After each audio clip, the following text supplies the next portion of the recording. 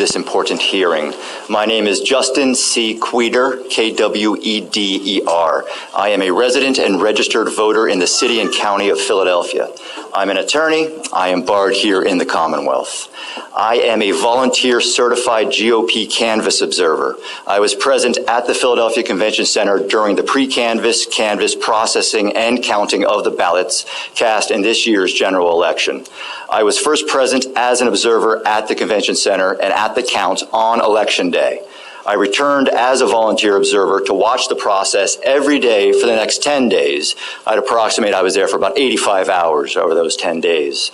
Part of the reason that I kept going back was so that I could authoritatively speak about what I saw.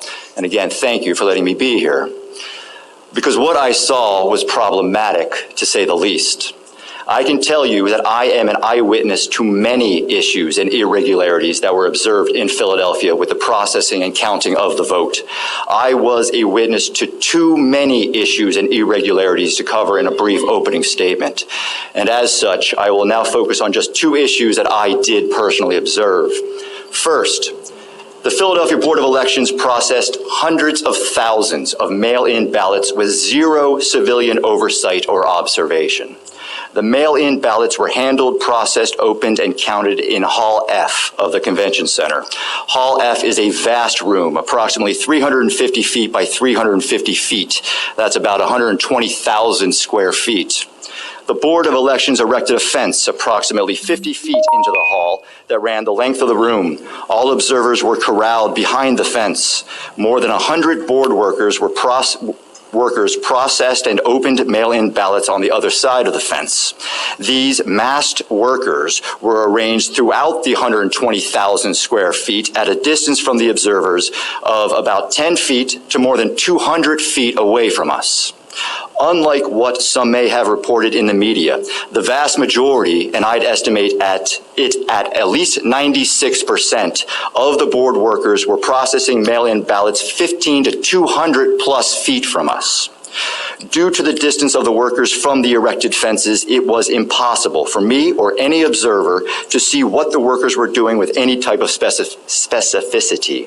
The observers were not able to challenge any decision or determination being made about the processing of these mail-in ballots. No civilian oversight over hundreds of thousands of mail-in ballots, zero opportunity for observers to observe, challenge, or inspect the mail-ins being opened. I find this to be an issue and to be irregular. Move on to the second point, the pink highlighted duplicate ballots, which I haven't heard about, at least not in the media. As the weeks progressed, the observers were informed that the board was going to be duplicating damaged mail-in ballots that could not be read by the scanners. I was told that there were more than 5,000 of these damaged ballots. I was also told that the actual number was unknown and could be much higher. The process for duplicating these ballots was for two workers to work as a pair.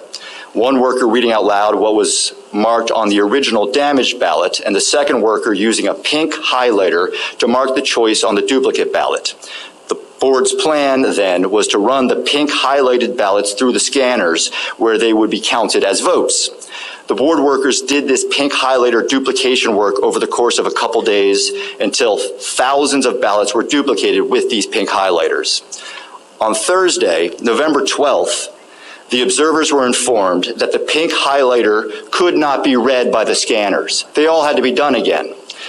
All of the duplicated mail-in ballots had to be fixed. And the Philadelphia Board of Elections' solution to this problem was to give the workers who were working alone, individually, stacks of hundreds of what amounted to blank mail-in ballots. And the workers, individually, were to fill in the correct highlighted ovals with dark pen.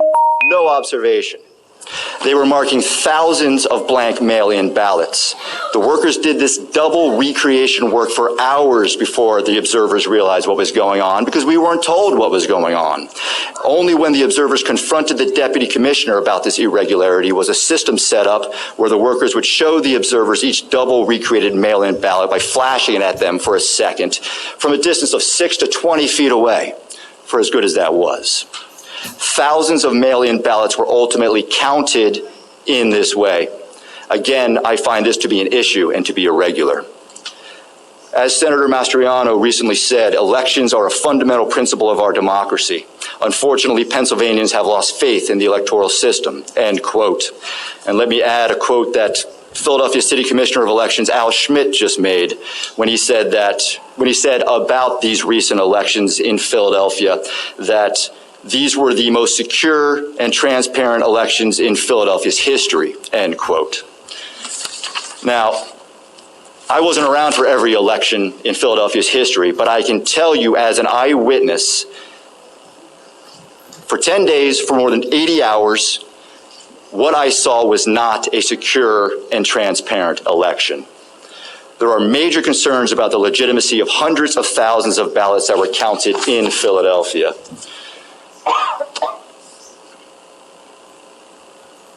Excuse me. All right, let me finish with this. May I suggest to you that any restoration of faith on the part of Pennsylvanians in our electoral system can and will only be accomplished after an investigation into this election, only after the law is properly applied to this